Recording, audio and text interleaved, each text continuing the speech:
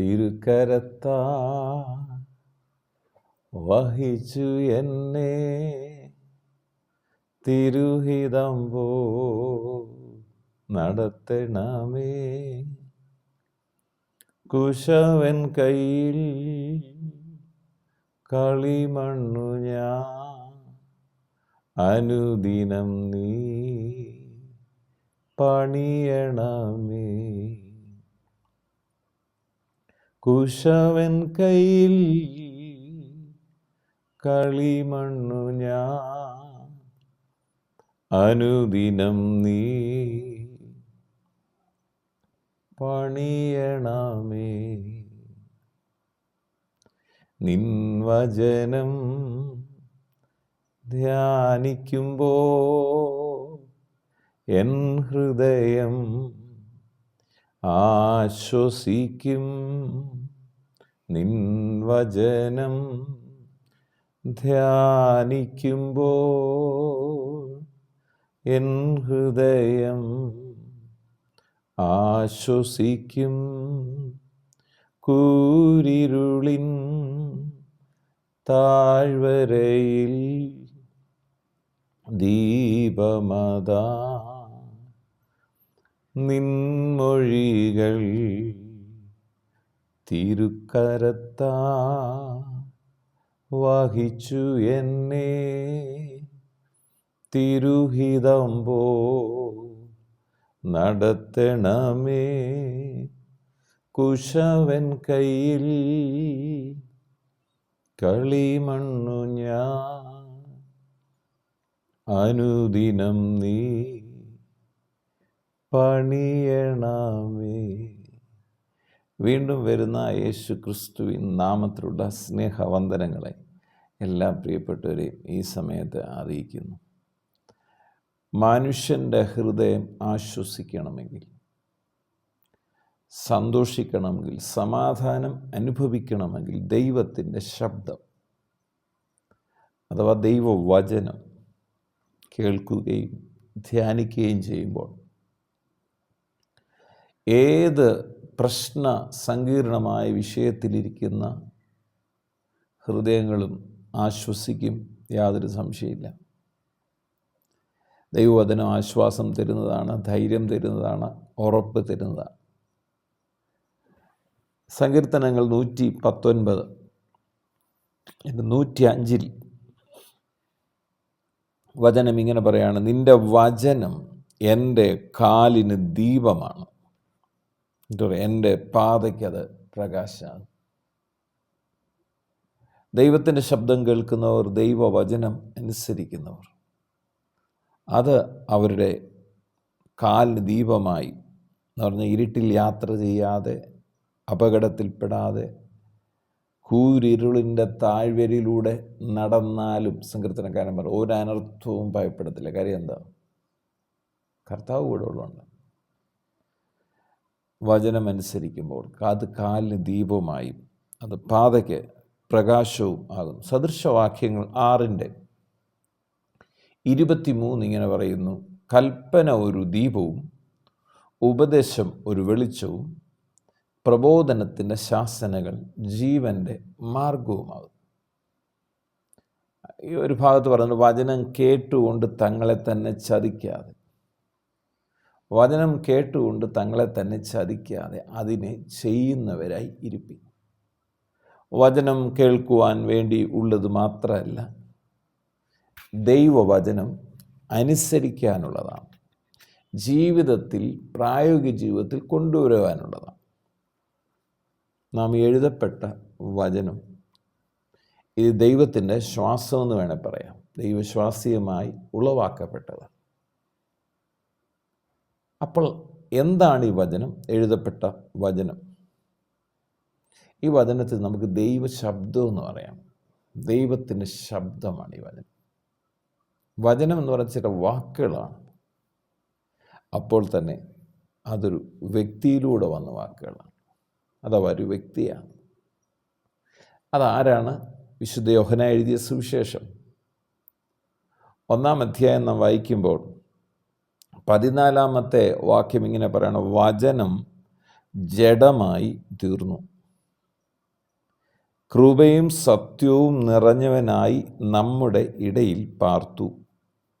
ഞങ്ങൾ അവൻ്റെ തേജസ് പിതാവിൽ നിന്ന് ഏകജാതനായവൻ്റെ തേജസ്സായി കണ്ടു. എന്ന് പറഞ്ഞാൽ യേശുക്രിസ്തു ഈ ഭൂമിയിലേക്ക് വന്നപ്പോൾ പിതാവിൻ്റെ മടിയിലിരുന്ന പുത്രനാണ് വചനം. ആ വചനം ജഡം ധരിച്ച് ഈ ഭൂമിയിലേക്ക് കൃപയും സത്യവും നിറഞ്ഞവനായി നമ്മുടെ ഇടയിൽ വന്ന് പാർത്തു. യോഹന്നാൻ സുവിശേഷം എഴുതുമ്പോൾ അതിൻ്റെ 1-ാം അധ്യായം 1 മുതലുള്ള വാക്യങ്ങളിൽ ഇങ്ങനെയാണ് പറയുന്നത്: ആദിയിൽ വചനം ഉണ്ടായിരുന്നു. ഞാൻ പ്രാരംഭത്തിൽ പറഞ്ഞ പോലെ വചനമെന്ന് പറയുന്ന ഒരു വാക്കുകൾ മാത്രമല്ല, ഒരു വ്യക്തിയാണ്. അതാരാണ്? പിതാവിൻ്റെ മടിയിലിരുന്ന ഏകജാതനായ പുത്രനെക്കുറിച്ചും വിശുദ്ധ വേദോസം വചനമെന്ന് സൂചിപ്പിക്കുന്നു. അപ്പം ആദിയിൽ വചനം ഉണ്ടായിരുന്നു എന്ന് പറയുമ്പോൾ വചനം യേശു ആണെങ്കിൽ ആദിയിൽ യേശു ഉണ്ടായിരുന്നു എന്ന് നാം ഈ ഭാഗത്ത് വായിക്കണം.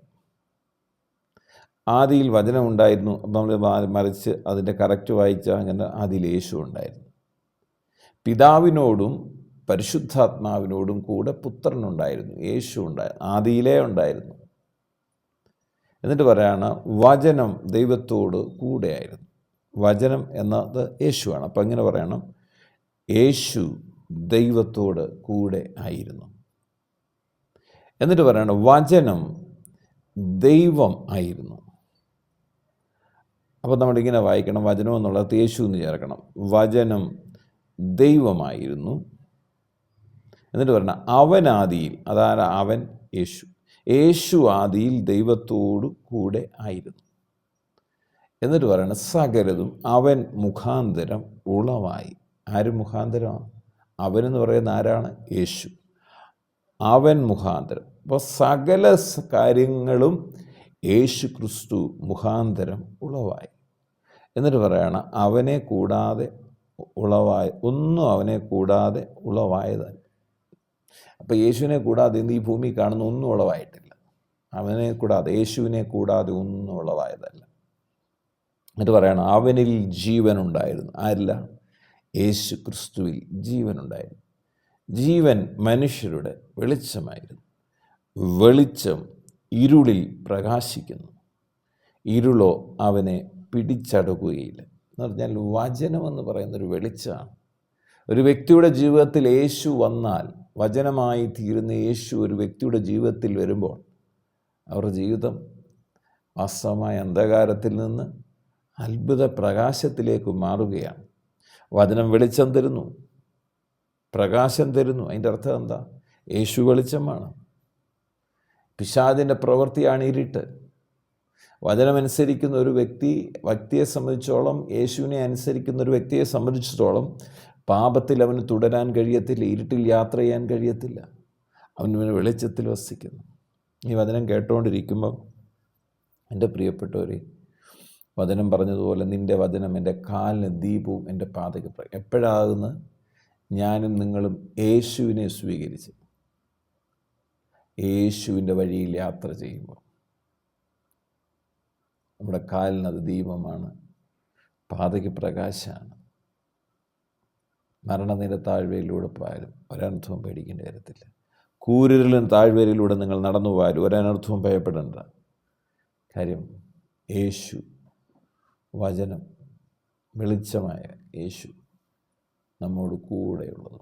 പ്രാർത്ഥിക്കാം. പിതാവെ, പ്രാർത്ഥിക്കുന്നു യേശു ക്രിസ്തുവിൻ്റെ അധികാരമുള്ള നാമത്തിൽ ഇന്ന് ഈ വചനം കേൾക്കുന്ന ഓരോ പ്രിയപ്പെട്ടവരെയും കർത്താവിൻ്റെ പുണ്യകരങ്ങൾ സമർപ്പിക്കുന്നു. ഈ വചനം ഇവരുടെ കാലിന് ദീപവും പാതയ്ക്ക് പ്രകാശവുമായി തീരട്ടെ. യേശുവിനെ സ്വീകരിക്കുവാൻ മുഖാന്തരമായി തീരട്ടെ. അന്ധകാരത്തിൽ നിന്ന് വെളിച്ചത്തിലേക്ക് വരുവാൻ മുഖാന്തരമായി തീരട്ടെ. പ്രാർത്ഥിച്ച് അനുഗ്രഹിക്കുന്നു. പരിശുദ്ധാത്മാവിൻ്റെ സ്പർശനം ഇന്ന് വചനം കേൾക്കുന്ന ഓരോ ഹൃദയങ്ങളും വ്യാപരിക്കട്ടെ. ലുദിയായുടെ ഹൃദയം തുറന്നതുപോലെ ദൈവത്തിൻ്റെ പരിശുദ്ധാത്മാവ് ഇപ്പോൾ ഹൃദയങ്ങളെ തുറക്കണമെന്ന് പ്രാർത്ഥിക്കുന്നു. എന്നെ കേൾക്കുന്ന രോഗികൾ ഇപ്പോൾ തന്നെ യേശു ക്രിസ്തുവിൻ അടിപ്പിണരുകളാൽ സൗഖ്യം പ്രാപിക്കട്ടെ. ഹൃദയ ഭാരങ്ങൾ മാറിപ്പോകട്ടെ. ആകുല ചിന്തകൾ മാറട്ടെ. ഭയങ്ങൾ മാറിപ്പോകട്ടെ. കർത്താവായ യേശു ക്രിസ്തുവിൻ്റെ മഹത്വം ഓരോ വ്യക്തി ജീവിതങ്ങളും വ്യാപരിക്കട്ടെ. പ്രാർത്ഥിച്ച് അനുഗ്രഹിക്കുന്നു. സകല മഹത്വവും അറുക്കപ്പെട്ട കുഞ്ഞാടിന് യേശു ക്രിസ്തുവിൻ പൊന്നുനാമത്തിൽ പിതാവേ, ആമേൻ. നിൻ വചനം ധ്യാനിക്കുമ്പോൾ എൻ ഹൃദയം ആശ്വസിക്കും. നിൻ വചനം ധ്യാനിക്കുമ്പോൾ എൻ ഹൃദയം ആശ്വസിക്കും. കൂരിരുളിൻ താഴ്വരയിൽ ദീപമതാ നിൻമൊഴികൾ തിരുക്കരത്താ വഹിച്ചു എന്നെ. തിരുഹിതം പോ നടത്തണമേ. കുശവൻ കയ്യിൽ കളിമണ്ണു ഞാൻ, അനുദിനം നീ പണിയണമേ.